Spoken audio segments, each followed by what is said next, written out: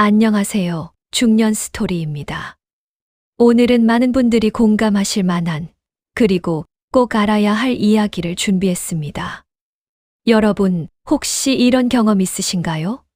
처음엔 괜찮아 보였는데 만날수록 이 사람 뭔가 이상한데 하는 느낌이 드는 남자. 처음엔 말로 설명하기 어려운 불편함이었다가 나중엔 진작 알아봤어야 했는데 하고 후회하게 되는 그런 경험 말이죠. 중년이 되면 직감이 예민해집니다.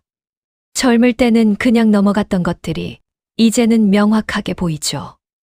그건 우리가 나이를 먹어서가 아니라 인생 경험이 쌓여서 진짜와 가짜를 구별할 줄 알게 된 겁니다.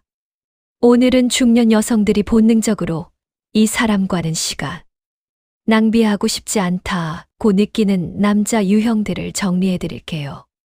제 주변 언니들의 생생한 사례도 함께 들려드리면서 왜 우리가 이런 남자들을 피해야 하는지 자세히 알아보겠습니다. 첫 번째는 나 때는 말이야. 과거 자랑만 하는 남자입니다. 왜 피하고 싶어질까? 이런 남자들의 공통점은 현재가 없다는 겁니다. 과거의 영광, 과거의 성공, 과거의 인기. 온통 나 때는 으로 시작하는 이야기만 늘어놓죠. 실제 사례인데요. 제 지인 경희 씨 54세의 이야기입니다. 소개팅으로 만난 남자분이 처음엔 점잖아 보였대요. 그런데 만날 때마다 내가 과장으로 있을 때는, 내가 젊었을 때는 여자들이 줄을 섰어. 내가 회사 다닐 때는 월급도 많이 받았고, 이런 이야기만 반복하더래요. 경희 씨가 현재 뭘 하시냐고 물어보면 지금은 좀 쉬고 있어 라고만 답하고, 미래에 대한 계획을 물어보면 나이 들어서 뭘 하겠어. 그냥 편하게 지내려고 이렇게만 말하더랍니다. 무엇이 문제일까? 과거에만 머물러 있는 남자는 현재 자신의 모습을 받아들이지 못한 사람입니다. 그리고 미래를 만들어갈 의지도 없는 사람이죠. 중년 여성들은 이런 걸 본능적으로 알아챕니다. 이 사람과 함께하면 나도 과거에 갇혀 살겠구나. 우리는 아직 살아야 할 날들이 많이 남았습니다. 함께 새로운 추억을 만들고 함께 성장하고 싶은데 이 사람은 과거에만 매달려 있어요.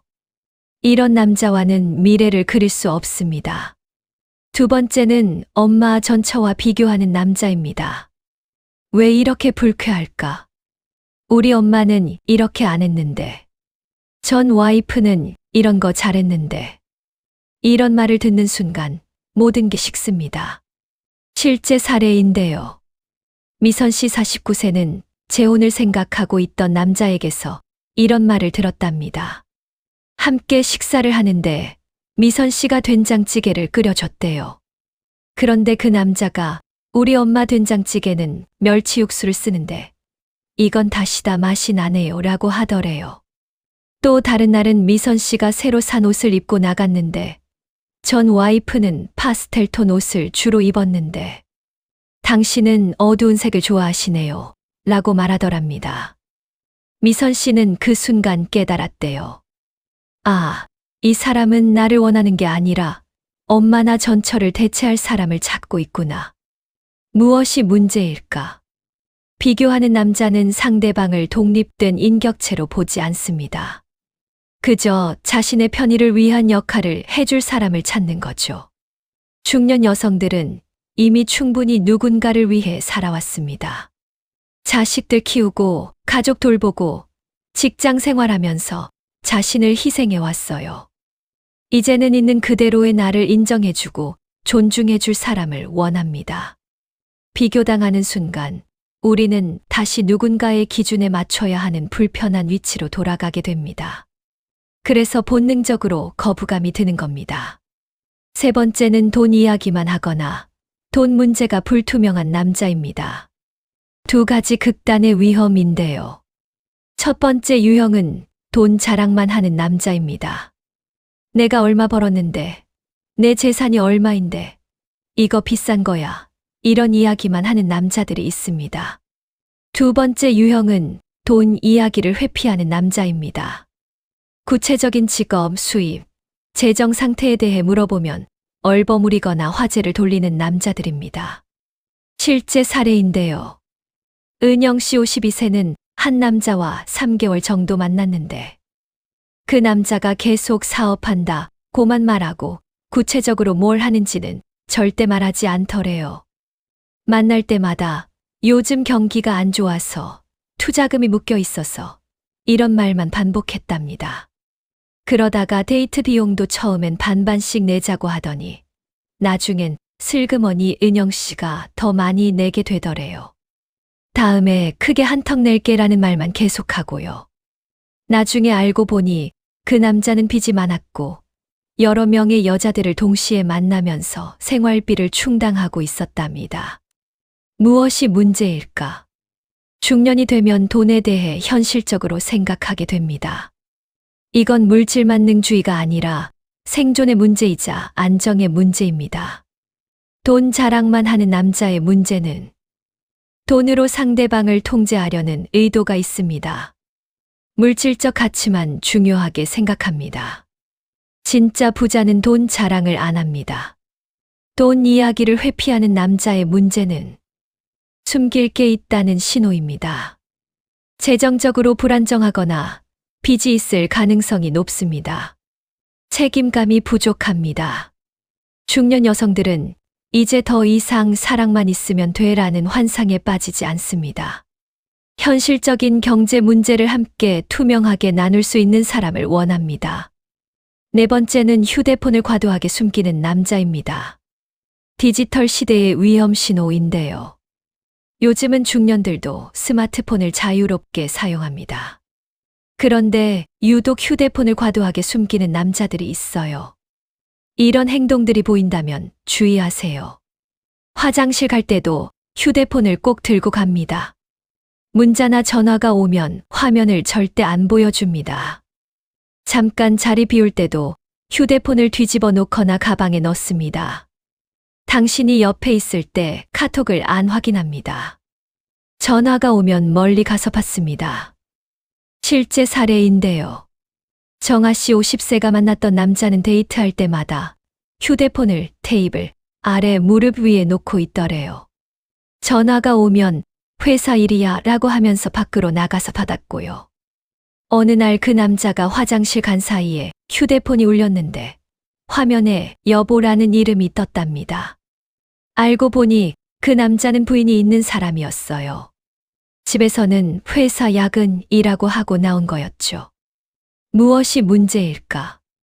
건강한 관계에서는 적절한 프라이버시는 존중하되 과도한 비밀은 필요 없습니다. 휴대폰을 지나치게 숨기는 건 뭔가 감추고 있다는 신호입니다. 중년 여성들은 이런 신호에 민감합니다.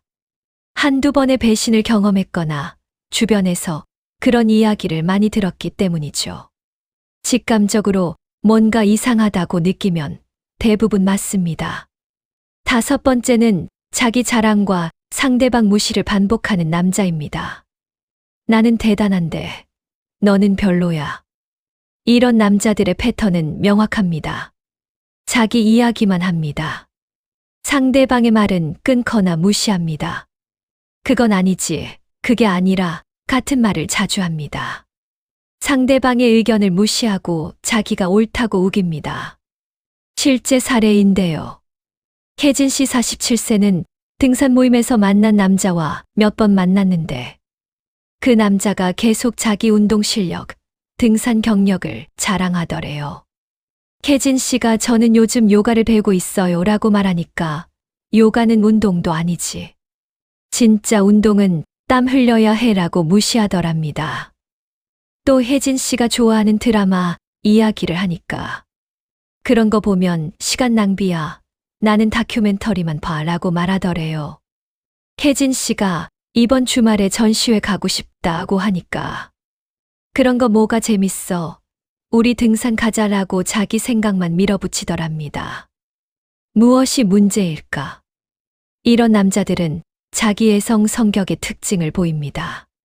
자신을 과대평가하고 타인을 무시하며 공감 능력이 부족합니다. 중년 여성들은 이제 자신의 가치를 압니다. 우리도 살아온 세월이 있고 우리만의 취향과 생각이 있습니다. 그걸 무시당하면서까지 누군가와 시간을 보내고 싶지 않습니다. 존중은 사랑의 기본입니다.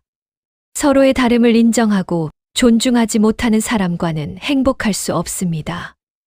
6번째, 이혼 사유를 전적으로 전 배우자 탓으로만 돌리는 남자입니다.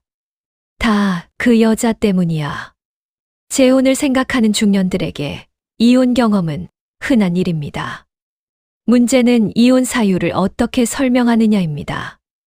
위험 신호입니다. 전 와이프가 너무 이기적이었어. 그 여자가 바람을 피워서 헤어졌어. 장모가 나를 못살게 굴었어. 전처가 돈만 밝혔어. 내가 너무 착해서 당하기만 했어. 실제 사례인데요. 수진 씨 51세가 만난 남자는 첫 만남부터 전 부인 욕을 2시간 넘게 하더래요. 온갖 잘못을 다 전처에게 돌렸습니다. 그런데 수진 씨가 나중에 그 남자의 지인을 우연히 만났는데 전혀 다른 이야기를 들었답니다. 실제로는 그 남자가 술 문제가 있었고 경제적으로 무책임했으며 가정에 소홀했다고 하더래요. 무엇이 문제일까? 건강하게 이혼을 받아들인 사람은 자신의 잘못도 인정합니다. 서로 안 맞았어요. 제가 한 부분도 있었어요. 서로 노력했지만 결국 헤어지게 됐어요. 이런 식으로 균형 잡힌 시각을 보입니다. 하지만 모든 걸 상대방 탓으로만 돌리는 남자들은 자기 반성 능력이 없습니다. 책임을 회피합니다. 미래에도 문제가 생기면 당신 탓을 할 겁니다. 성장하지 않는 사람입니다. 중년 여성들은 이런 걸 한 번에 알아챕니다. 아, 이 사람은 평생 피해자 코스프레하며 살겠구나 하고요. 7번째는 급하게 관계를 진전시키려는 남자입니다. 사랑 고백 속도 위반. 건강한 관계는 시간이 필요합니다. 서로를 알아가고 신뢰를 쌓고 천천히 가까워지는 과정이 있어야 해요. 이런 행동들은 위험합니다. 첫 만남에서 운명이다. 이렇게 끌린 적이 없다 같은 과도한 표현. 몇 번 만나지도 않았는데 사랑한다, 고백, 급하게 스킨십을 시도. 빨리 만나자, 매일 보고 싶다, 강요. 재혼이나 동거를 빠르게 제안. 실제 사례인데요. 명숙 씨 53세는 동호회에서 만난 남자에게 첫 만남 후 바로 매일 연락이 오더래요. 당신이 너무 좋다. 평생 혼자 살려고 했는데. 당신을 만나서 마음이 변했다. 같은 메시지를 하루에도 몇 번씩 보내더랍니다. 2번째 만남에서는 손을 잡으려 하고 3번째 만남에서는 우리 동거할래요? 라고 제안했답니다. 명숙 씨가 너무 빠른 것 같다고 하니까 나를 믿지 못하는 거냐며 화를 내더래요. 나중에 알고 보니 그 남자는 급하게 동거할 질이 필요했고 경제적으로도 어려운 상황이었답니다. 무엇이 문제일까? 급하게 관계를 진전시키려는 남자는 숨기고 싶은 게 있어서 빨리 관계를 고착시키려 합니다. 경제적 이득이나 다른 목적이 있습니다. 진짜 당신을 사랑하는 게 아니라 외로움을 메우려는 겁니다. 충동적이고 감정 조절이 안 됩니다. 중년 여성들은 천천히 확실하게를 원합니다. 인생의 후반부를 함께할 사람을 찾는 건데 급할 이유가 없습니다. 급하게 다가오는 건 의도가 불순하다는 신호입니다. 8번째는 자식들 문제를 상대방에게 떠넘기려는 남자입니다. 우리 애들 좀 봐줘요. 중년 재혼의 가장 큰 고민 중 하나가 자녀 문제입니다. 서로의 자녀를 어떻게 대할지, 어떤 관계를 만들어갈지는 신중하게 접근해야 할 문제입니다. 위험한 신호입니다. 만난 지 얼마 안 됐는데 자녀를 만나게 하려 함. 우리 애들이 엄마가 필요해 라고 말함. 자녀 양육이나 교육을 당신에게 맡기려 함.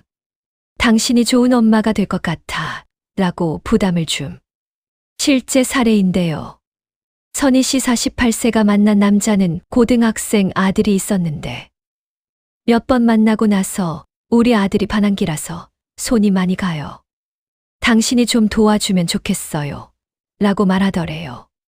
그러더니 주말에 만나자고 해서 나갔더니 아들을 데려왔고 저는 급한 일이 생겨서 먼저 갈게요. 애랑 영화 보고 밥 먹고 집에 데려다 주세요. 라고 하더랍니다.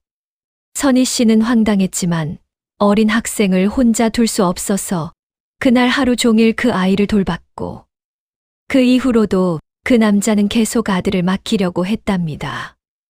무엇이 문제일까? 자녀는 각자의 책임입니다. 물론 새로운 가족이 되면 함께 관계를 만들어 가야겠지만 그건 충분한 시간과 준비가 필요한 일입니다. 자녀 문제를 처음부터 상대방에게 떠넘기려는 남자는 책임을 회피하려 합니다. 당신을 편리한 도구로 생각합니다. 자녀와의 관계도 건강하지 않을 가능성이 높습니다. 중년 여성들은 이미 자녀를 키운 경험이 있습니다. 그 힘듦을 압니다. 그래서 누군가의 자녀를 대신 키워달라는 무언의 압력에 본능적으로 거부감을 느낍니다. 9번째는 외모 평가를 자주 하는 남자입니다. 좀 더 꾸미면 안 돼. 중년이 되면 외모가 변합니다. 주름이 생기고 체형이 변하고 머리카락이 빠지기도 합니다. 이건 자연스러운 일입니다. 이런 말을 하는 남자는 위험합니다. 살 좀 빼면 안 돼. 머리는 왜 그렇게 짧게 잘랐어? 화장 좀 진하게 해봐. 옷을 좀 더 젊게 입어야지. 주름 시술 받아봐. 실제 사례인데요. 영미 씨 50세는 소개팅으로 만난 남자에게서 계속 외모에 대한 지적을 들었답니다. 바지보다 치마가 더 어울릴 것 같은데, 립스틱 색깔이 너무 진해, 운동해서 몸매 관리해야지, 등등. 심지어 그 남자는 영미 씨보다 나이도 많고, 자신은 배도 나오고 머리도 많이 빠진 상태였답니다. 영미 씨가 당신은 어때요? 라고 물어보니까 남자는 외모가 아니라 능력이지라고 하더래요. 무엇이 문제일까? 외모를 평가하는 남자는 여성을 동등한 인격체가 아닌 시각적 대상으로만 봅니다. 자신의 기준을 상대방에게 강요합니다. 진정한 내면의 가치를 볼 줄 모릅니다. 자신에게는 관대하고 상대방에게는 엄격합니다. 중년 여성들은 이제 외모로만 평가받고 싶지 않습니다.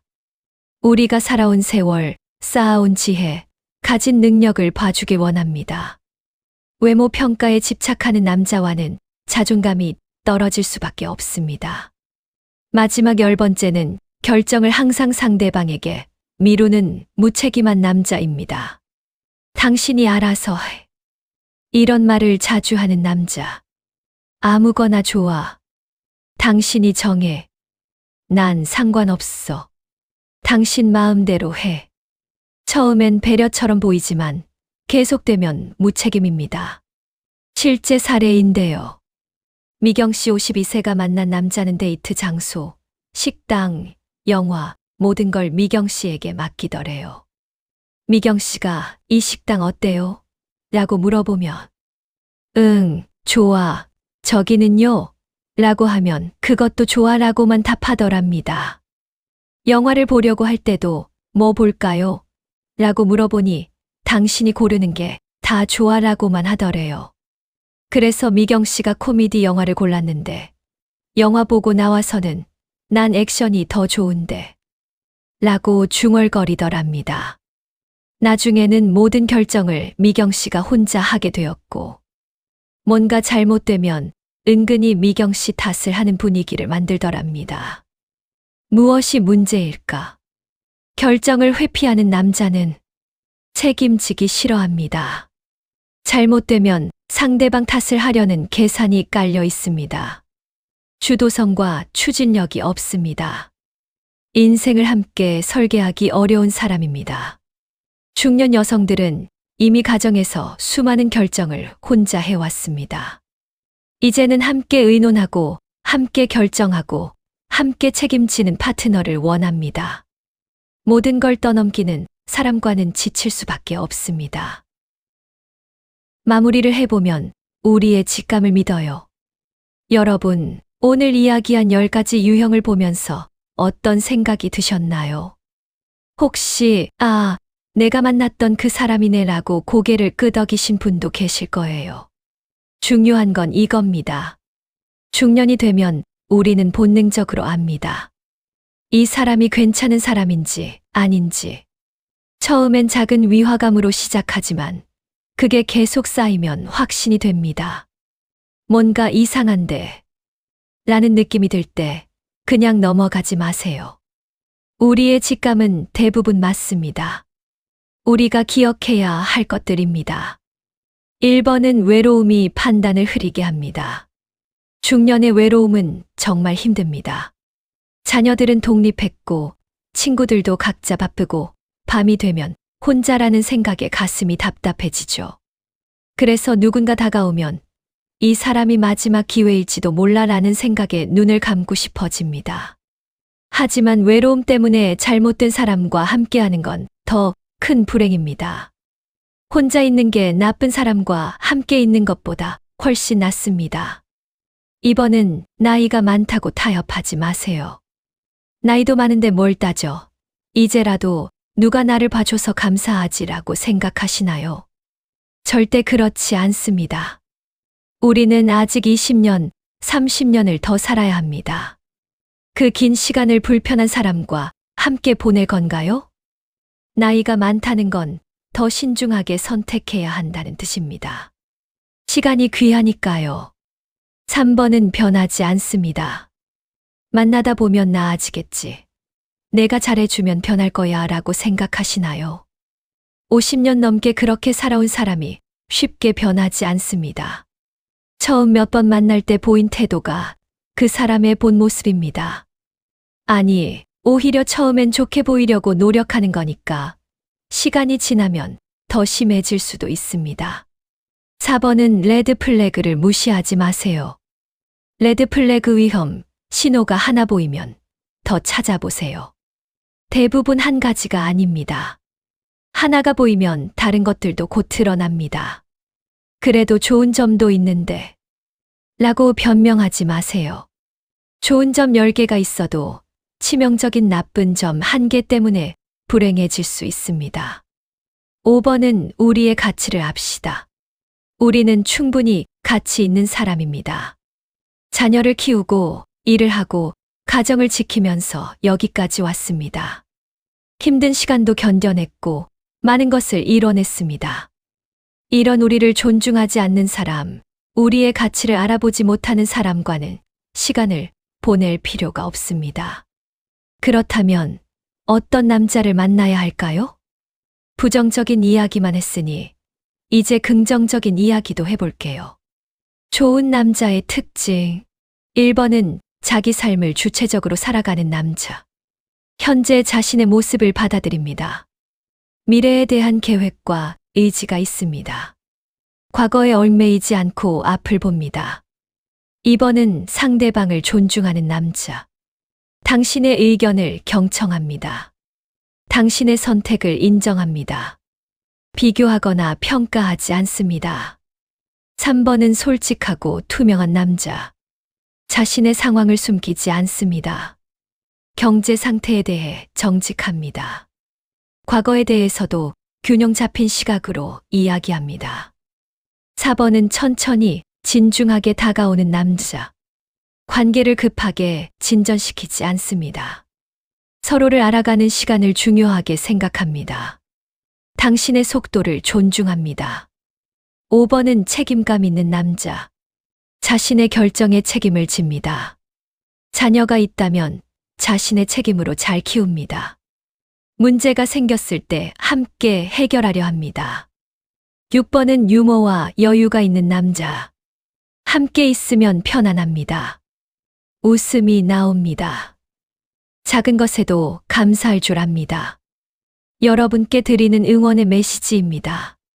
사랑하는 중년 스토리 가족 여러분. 우리는 이미 많은 것을 이뤄낸 사람들입니다. 힘든 시간을 견뎌냈고 책임을 다했고 여기까지 왔습니다. 그런 우리가 이제 행복할 자격이 없을까요? 아닙니다. 오히려 더 행복해야 합니다. 하지만 행복은 아무에게나 주어지는 게 아닙니다. 우리가 현명하게 선택해야 합니다. 우리의 직감을 믿고 레드 플래그를 무시하지 않고 우리의 가치를 아는 것부터 시작입니다. 좋은 사람은 분명히 있습니다. 서두르지 않아도 됩니다. 우리를 존중하고 함께 웃을 수 있고 서로 의지가 되는 그런 사람을 만날 수 있습니다. 그때까지는 혼자서도 행복하게 지내면 됩니다. 오늘 이 영상이 여러분께 작은 도움이 되었기를 바랍니다. 혹시 주변에 비슷한 고민을 하시는 분이 계시다면 이 영상을 공유해 주세요. 함께 이야기 나누면서 서로에게 힘이 되어 줍시다. 댓글로 여러분의 생각과 경험도 나눠주세요. 우리의 이야기가 누군가에게는 큰 위로가 되고 도움이 될 수 있습니다. 기억하세요. 당신은 충분히 가치 있습니다. 당신의 직감은 옳습니다. 당신은 존중받을 자격이 있습니다. 당신은 행복할 권리가 있습니다. 중년 스토리는 언제나 여러분을 응원합니다. 다음 영상에서 더 좋은 이야기로 찾아뵙겠습니다. 건강하시고 행복하세요.